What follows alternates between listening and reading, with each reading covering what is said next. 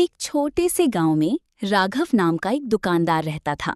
उसकी दुकान पूरे गांव में मशहूर थी, लेकिन उसकी ईमानदारी नहीं, उसकी चालाकी मशहूर थी। राघव हमेशा गरीब लोगों को कम तौलकर सामान देता, किसी की मजबूरी देखता तो दाम दोगुने कर देता। उसके चेहरे पर हमेशा घमंड भरी मुस्कान रहती। गांव वाले मजबूरी में उसकी दुकान पर आते, लेकिन मन ही मन उससे दुखी रहते। एक दिन दोपहर की तेज धूप में एक बूढ़ा किसान कांपते कदमों से राघव की दुकान पर पहुंचा। उसके कपड़े पुराने थे, चेहरा थका हुआ था और आंखों में चिंता साफ दिख रही थी। वो धीमी आवाज में बोला, बेटा, मेरी पत्नी बहुत बीमार है, मुझे थोड़ा राशन और दवा चाहिए, जितना हो सके सस्ता दे दो। राघव ने किसान की मजबूरी देखी और उसके चेहरे पर चालाक मुस्कान आ गई। उसने आधा सामान तौला, लेकिन पूरे पैसे ले लिए। ऊपर से दवा के दाम भी दोगुने बता दिए। बूढ़े किसान ने कांपते हाथों से अपनी बची हुई जमा पूंजी उसे दे दी।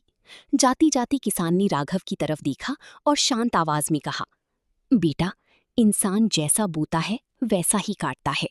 राघव जोर से हंस पड़ा। उसने उस बात का मजाक उड़ाया और फिर अपने काम में लग गया। दिन बीतती गई। एक रात गांव में भयंकर तूफान आया। तेज बारिश, बिजली की गरज और हवाओं के बीच राघव के गोदाम की छत टूट गई। भीतर रखा सारा अनाज और सामान पानी में भीगकर खराब हो गया। सुबह जब राघव ने अपना नुकसान देखा तो उसके चेहरे से घमंड गायब हो चुका था। लेकिन मुसीबत यहीं खत्म नहीं हुई। धीरे धीरे गांव वालों को उसकी बेईमानी का सच पता चल गया। लोगों ने उसकी दुकान पर आना बंद कर दिया। जो दुकान हमेशा भीड़ से भरी रहती थी, अब खाली रहने लगी। राघव परेशान रहने लगा।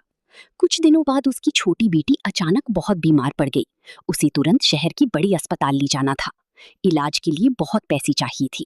राघव मदद के लिए गांव वालों के घर घर गया, लेकिन जिन लोगों को उसने कभी धोखा दिया था, उन्होंने दरवाजे बंद कर लिए। राघव की आंखों में पहली बार डर और पछतावा था। वो टूट चुका था।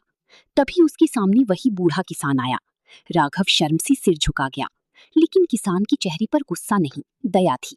उसने अपनी छोटी सी बचत राघव के हाथ में रख दी और बोला, बुरे कर्म लौटते हैं, लेकिन अच्छे कर्म भी लौटते हैं। राघव की आंखों से आंसू बहने लगे। उस दिन पहली बार उसे अपने कर्मों का असली हिसाब समझ आया। उसने अपनी बेटी का इलाज करवाया। धीरे धीरे वो ठीक हो गई। उसके बाद राघव पूरी तरह बदल गया। अब उसकी दुकान पर सही तौल होता था, गरीबों को उधार भी मिलता था, जरूरतमंदों की मदद की जाती थी। वो हर ग्राहक से सम्मान से बात करता। धीरे धीरे गांव वालों ने उसे माफ कर दिया।